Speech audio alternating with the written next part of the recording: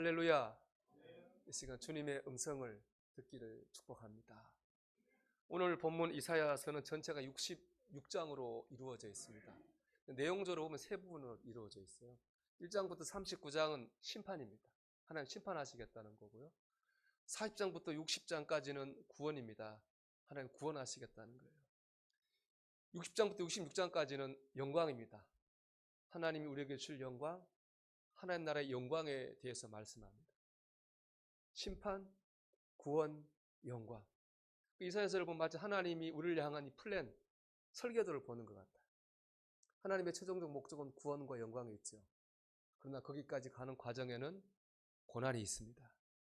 우리가 죄를 짓기 때문에 징계받을 때도 있고요. 우리의 믿음이 시험을 당할 때도 있습니다. 결국 우리의 관건은 뭐냐? 이 고난의 때를 어떻게 우리가 믿음으로 잘 지날 거냐 하는 겁니다. 왜냐하면 이 고난의 때를 지나야지 구원도 얻을 것이고 영광도 누릴 것이기 때문에 그렇습니다. 오늘 본문이 주신 음성의 초점 바로 여기 있어요. 우리가 이 땅에서 고난이 많잖아요. 고난 많은 이 세상을 어떻게 우리가 믿음으로 살 거냐, 어떤 게 믿음으로 사는 거냐라고 하는 것에 오늘 말씀에 초점이 있습니다.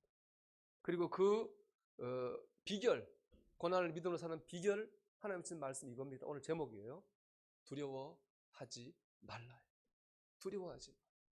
우리 오늘 말씀 1절을 한번 같이 읽어보겠습니다. 야곱아, 너를 창조하신 여호와께서 지금 말씀하시느니라. 이스라엘아, 너를 지으시니가 말씀하시느니라. 너는 두려워하지 말라. 아멘. 여러분, 하나님께서 말씀하십니다. 두려워하지 마십시오. 믿음이 무엇입니까? 믿음은 고난 가운데서도 두려워하지 않는 것입니다. 물론 그것이 말처럼 쉽지는 않습니다. 주님께서 어느 새벽에 무리를 걸어서 제자들이 탄 배를 향해 오고 계셨어요. 그걸 보면 베드로가 자기도 무리를 걷고 싶었습니다. 주님, 저도 좀 무리를 걷게 해주세요. 주님 허락하셨거든요. 베드로가 용기 있게 발을 무리로 디뎠어요. 걸었습니다. 잘 걸었어요. 근데 갑자기 바람이 휙 하고 부는 거예요. 그 바람에 놀라 두려움에 사로잡힌 베드로 물에 빠지고 말았어요. 작은 바람에도 두려워하는 것이 우리 인간입니다. 그 작은 일에도 걱정하고 염려하는 것이 우리잖아요. 그렇기 때문에 두려워하지 않고 산다고 하는 것은 참 사실은 굉장히 어려운 얘기입니다. 그래서 오늘 말씀이 우리에게 필요한 거죠. 그럼에도 불구하고 우리가 두려워하지 않을 수 있는 비결은 어디에 있느냐? 오늘 말씀 보면 첫째로 하나님께서 우리와 함께 하심을 믿어야 됩니다.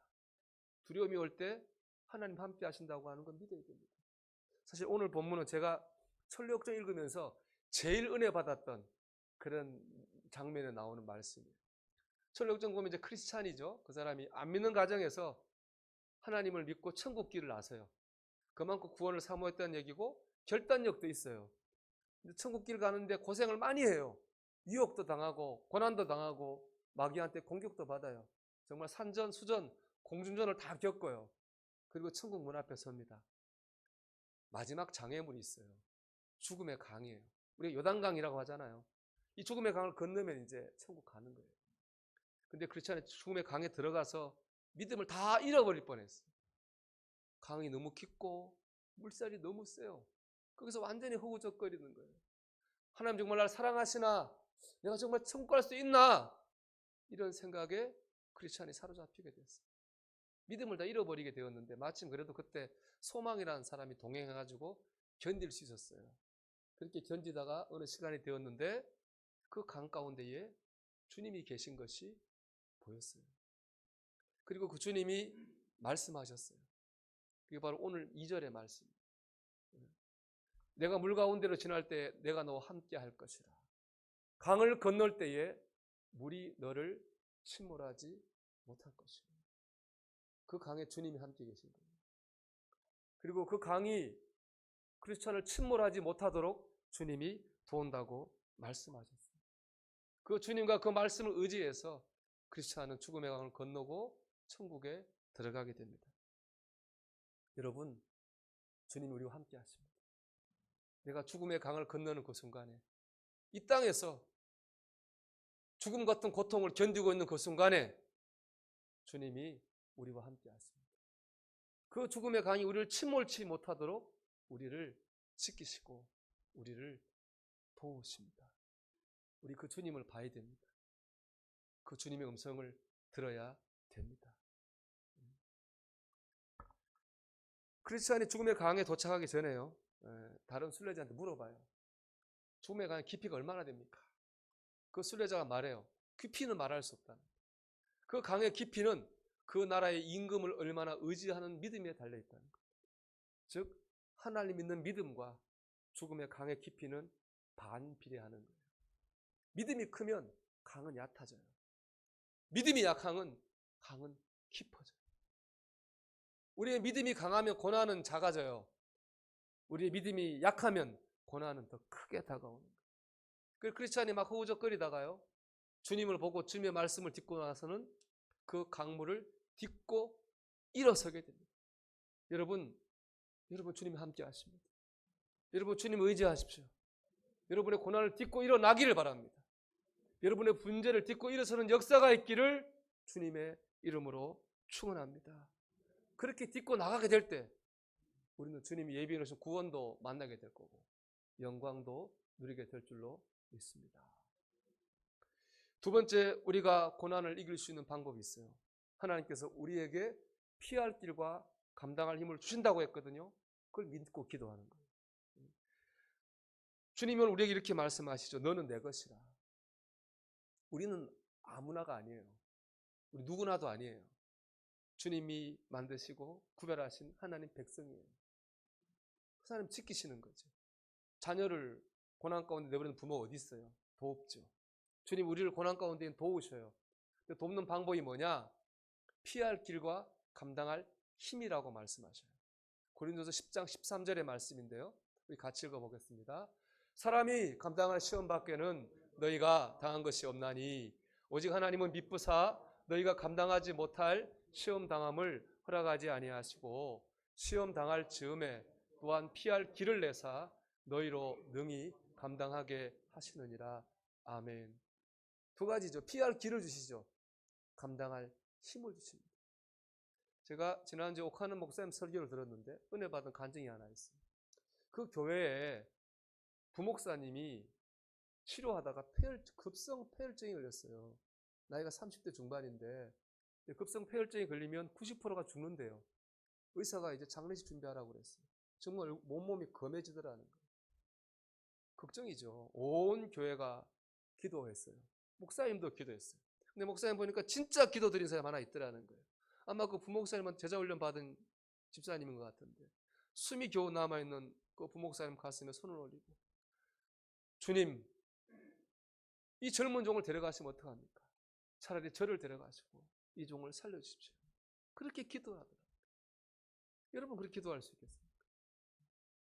그 기도한 놀라운 기적이 나타났어요. 분명히 죽는다고 했는데 이틀이 지나서 이 목사님 아주 회복이 됐어요. 온 교회가 기도하고 그 진실로 기도할 때 회복되는 역사가 있었어요. 생각해 보세요, 여러분. 젊은 나이에 죽는다고 하는 거 얼마나 그 무서운 짐입니까? 또 그런 젊은 사역자가 그런 어려움을 당한다고 하는 교회적으로 얼마나 큰 짐이겠어요. 그런데 온 교회가 기도하고 진실한 기도하는 사람들이 있을 때 하나님 그 짐을 옮겨주셨어요. 여러분 이런 일도 있어요. 이런 일을 믿으셔야 되는 거예요. 내 짐이 무거워요. 힘들어요. 하지만 내가 진실로 기도하면 하나님께서 내 짐을 옮기실 줄 믿습니다. 이걸 믿어야 되는 거예요. 이걸 믿고 기도해야 됩니다. 그럴 때 우리에게 피할 길을 주실 줄로 믿습니다. 그런가 하면 감당할 힘도 주시죠. 문제는 그대로 있는데요. 문제는 그대로 있어요. 마음이 평안해요. 문제는 있어요. 마음이 평안해요. 주님 말씀하셨잖아요. 수고하고 무거운 짐진 자들아 다 내게로 오라. 내가 너희를 쉬게 하리라. 주님의 말씀을 믿고 주님께 나가서 인생의 짐을 내려놨어요. 그랬더니 고난은 그대로 있는데 마음이 평안해요. 기쁨이 있는 거예요. 왜 그래요? 하나님께서 힘 주셨기 때문에 그래요. 제가 목회하다 보니까 이상한 일이 참 많아요. 분명히 어려운 사람이에요. 물질도 없고 병도 있고 자식도 속삭이 어려움이 많아요. 근데 표정은 밝아요. 평안이 있어요. 소녀 같아요. 뭐가 좋은지 목사님 할렐루야 그런 상황이 아니거든요. 겉으로 보면은 근심 걱정 하나도 없는 사람 같아요. 근데 들어가 보면 안 그래요. 불평과 원망이 있고 세상을 원망해야 될 상황인 거예요. 그런데 안 그래요. 그런데 기쁘고 평안한 거죠. 왜 그래요? 하나님이 힘 주셨기 때문에 그래요. 이사야 40장 31절의 말씀이죠. 오직 여호와를 앙망하는 자는 새 힘을 얻으리니 독수리가 날개치며 올라간 같을 것이요 다른 박자라도 공부하지 아니하겠고 걸어가도 피곤하지 아니하리로다. 본인은 느꼈을 수도 있고 못 느꼈을 수도 있어요. 그러나 하나님 힘 주셨기 때문에 이런 일이 가능하게 되는 것입니다. 교회는 이런 일이 일어나야 됩니다. 제가 지난 주일 저녁에 찬양 예배 때 누가복음 설교했어요. 누가복음 읽어보면요. 누가만 복음서 쓴 게 아니에요. 많은 사람이 복음서 썼어요. 자기가 만난 예수님, 만난 은혜를 써서 전했어요. 아름다운 이야기들이 실려 있죠. 제가 그때 그 설교하면 이 얘기했어요. 누가복음 있다면 내가 복음도 있어야 되는 거예요. 내가 만난 예수님, 내 삶의 아름다운 이야기들로 복음, 내 복음이 만들어져야 돼요. 그걸 전할 때 하나님 영광을 드러내는 거잖아요. 내가 복음에 들어갈 얘기 바로 이런 얘기죠. 지문이 있는데 주님이 힘주셔서 기쁘고 감사하게 사는 이 아름다운 이야기. 이 아름다운 이야기들이 많은 교회가 좋은 교회죠. 제가 그래서 교회 홈페이지에 우리 교회 소개안을 이렇게 써놨어요. 믿음의 날개짓으로 짐이 날개가 되는 곳, 고난이 축복이 되고 슬픔이 기쁨으로 변화되는 곳, 우리 서정원의 교회입니다. 그렇게 되기를 바랍니다. 기도하셔야 됩니다. 빌립보서 4장 6절과 7절의 말씀을 보세요. 아무것도 염려하지 말고 다만 모든 일에 기도와 간구로 너희 구할 것을 감사함으로 하나님께 아뢰라. 그리하면 모든 지각에 뛰어난 하나님의 평강이 그리스도 예수 안에서 너희 마음과 생각을 지키시리라. 걱정 있어요. 근심 있어요. 두려워요. 그런데 하나님께 맡기고 기도할 때 하나님의 평강이 우리 마음과 우리 생각을 지키시는 거예요. 그래서 감당할 힘과 능력을 주시는 거죠. 여러분 이 은혜를 받으시기를 주의 이름으로 축원합니다. 그래 마지막으로 그 두려움의 단계를 넘어서 여러분 기쁨과 감사의 삶을 사셔야 됩니다. 하나님 영광을 드러내셔야 됩니다. 여러분 하나님 너는 내 것이라고 그랬어요. 저는 하나님 입장에서 굉장히 큰 위험한 모험이라고 생각해요. 공표했잖아요. 공식적으로 우리한테 너는 내 것이라고. 그럼 이제 하나님과 우리는 뗄래야 뗄 수 없는 관계가 되는 거예요. 우리가 잘하면 우리만 잘 되는 게 아니죠. 하나님 영광이 드러나요. 우리가 못하면 우리만 못 되는 게 아닌 거예요. 하나님 영광이 가려지게 되는 거예요. 공동 운명이 됐죠. 하나님 입장에서 참 위험한 몸 아니실까 저는 그런 생각을 해봤거든요. 우리가 하나님 영광 드러내는 삶을 살아야 됩니다. 어떻게 하는 겁니까? 오늘 본문 말씀대로 두려워하지 않는 거예요. 두려워하는 대신에 하루하루를 기쁘고 감사하게 사는 거예요. 여러분 기쁘게 감사하며 사는 일에 초점 맞추는 게 중요한 거예요. 이혜인 수녀님 시 참 잘 쓰잖아요. 저도 참 그분 시 좋아하는데 그분이 암으로 돌아가셨죠. 그분이 암으로 투병을 했어요. 암으로 투병하는 분 저도 요즘 옆에서 뵙니다만 너무 고통스러워요. 진짜 죽지 못해 하루하루 살아가는 것 같은 그런 고통이 있어요. 보는 사람도 그런데 당한 당사자는 어떻겠습니까? 힘들 거예요. 이혜인 수녀라고 뭐 그 고통이 피해가지 피해갔겠어요? 고통스러웠겠죠. 이분도 고통받고 있다가 어느 날 하나님이 그분에게 은혜를 주셨어요. 은혜를 받고 이런 글을 썼어요. 오늘은 내 남은 생애의 첫날이며 어떤 사람이 그렇게 살고 싶어하던 내일이라는 것을 깨닫게 되자 정신이 번쩍 들었다. 죽지 못하라고 살아가고 있어요. 하나님이 정신이 깨닫게 하신 거예요. 오늘은 어제 죽은 그 사람이 그렇게 살고 싶어하던 내일이야.